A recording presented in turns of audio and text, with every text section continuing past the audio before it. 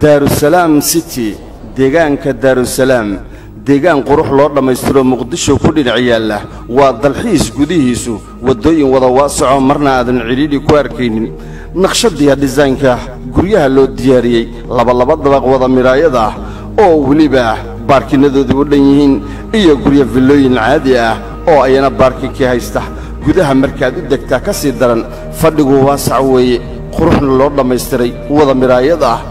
waliba kushiinka ka sii daran oo isaguna mid casri ah habkii u dambeeyana loo diyaariyay jiifkuna waa mid qurux badan oo laga daalin daarusalaam supermarket baa ku dhex yaala oo ah suuq waasaca adeeg walbaana laga helo iyo waliba baarkin waasaca oo suuqu uu leeyahay baabuurtana la dhigta ciriir warkiida iskuul baa ku dhex yaala laba dabaqa daarusalaam city oo waliba qaabka loo diyaariyay naqshadiisu indhuha soo jiidanayo fasalladu waasac weey agabkii waxbarasho u dhan goobaha carruurta ku ciyaaraan oo adeegii carruurtu ay ku ciyaaraan shay ka maqnayn isna waa ku diyaar